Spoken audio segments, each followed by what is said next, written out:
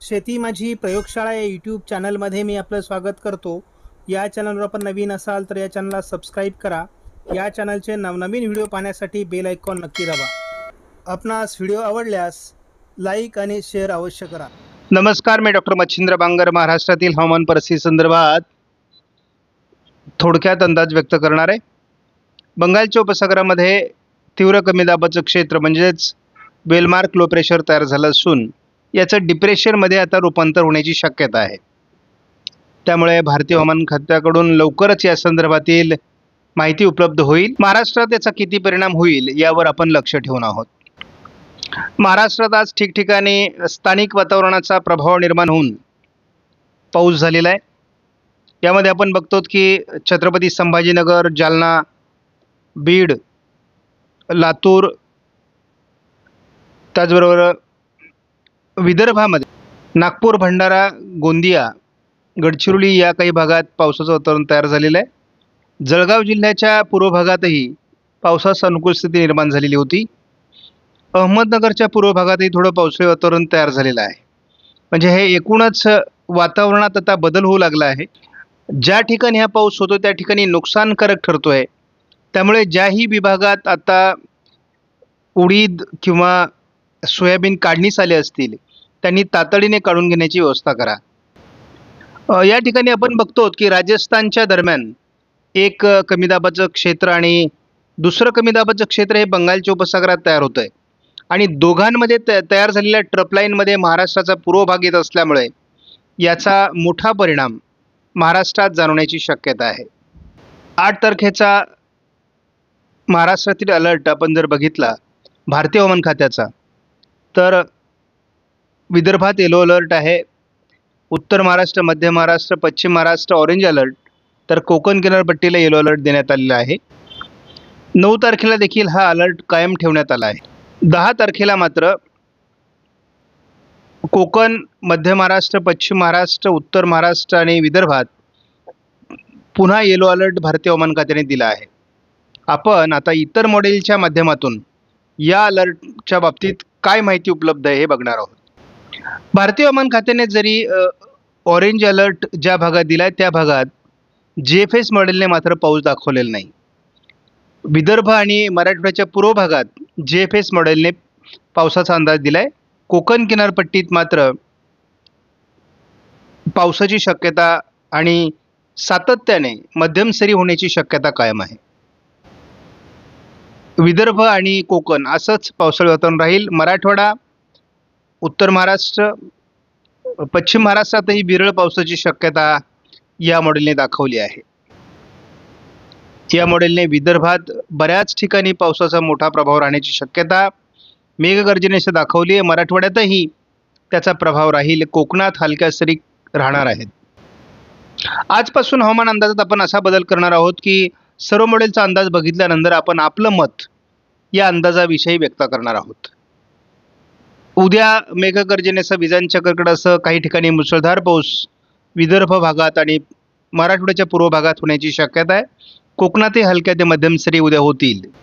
स्कायमेटने तेच वातावरण म्हणजे मराठवाडा आणि विदर्भातील 9 तारखेलाही दाखवलं आहे. कोकणातही हलक्या ते मध्यम सरी कायम राहतील. 10 तारखेला कमी दाबाचा मुख्य प्रभाव विदर्भावर तयार होण्याची शक्यता आहे. म्हणजे या डिप्रेशनचा प्रभाव मध्य भारतावर जसा सरकेल तसं विदर्भात त्याचा प्रभाव वाढण्याची शक्यता आहे. उद्या ECMWF मॉडेलने पूर्व विदर्भात आणि कोकणात पावसाची शक्यता वर्तवलेली आहे. डिप्रेशनचा प्रभाव विदर्भावर आणि उत्तर महाराष्ट्राच्या खास करून जळगाव, धुळेमध्ये त्याचबरोबर मराठवाड्याच्या उत्तरेकडील भागातही राहण्याची शक्यता आहे. या डिप्रेशनचा प्रभाव महाराष्ट्रात उत्तर मराठवाडा, पूर्व मराठवाडा, संपूर्ण विदर्भ आणि उत्तर महाराष्ट्रात राहण्याची शक्यता, कोकणात हलक्या सरींची शक्यता 10 तारखेला देखील आहे. मात्र जसं भारतीय हवामान खात्याकडून पश्चिम महाराष्ट्र, मध्य महाराष्ट्र, उत्तर महाराष्ट्रात येलो अलर्ट किंवा ऑरेंज अलर्ट दिलेत ते इतर मॉडेलने मात्र दर्शवलेले नाहीत. हवेच्या स्वरूपात पुढील 3 दिवसामध्ये म्हणजे 10 तारखेपर्यंत या डिप्रेशनचा काय प्रभाव पडतोय हे आपण बघणार आहोत. बंगालच्या उपसागरामध्ये डिप्रेशन तयार होतं आहे आणि हे डिप्रेशन भारतावर किंवा महाराष्ट्रावर किती परिणाम करू शकतं याचा आपण अंदाज घेतो. सध्या तीव्र कमी दाबाच्या स्वरूपामध्ये याचं रूपांतर झालं असून हे भुवनेश्वरकडून पश्चिम बंगालकडे सरकण्याची शक्यता आहे. पश्चिम बंगालवरून झारखंड, बिहार, उत्तर प्रदेश आणि मध्य प्रदेश असं ते सरकण्याची शक्यता आहे 10 तारखेला. त्यामुळे याचा तसा महाराष्ट्रावर डायरेक्ट कोणताही लगेच परिणाम होणार नाही, परंतु वातावरण बदलल्यामुळे महाराष्ट्रात पावसाळी वातावरण वाढेल. सध्या महाराष्ट्रात नागपूर, चंद्रपूर, वर्धा, गडचिरोली, भंडारा या काही जिल्ह्यात, त्याचबरोबर जालना, बीड, नांदेड, सोलापूरच्या काही भागात आणि अतिशय विरळ अशा प्रकारचं वातावरण आहे. परंतु एकूणच हे वातावरण महाराष्ट्राकडे सरकत असल्यामुळे पूर्व मराठवाडा आणि विदर्भात रात्री देखील पावसाची शक्यता आहे.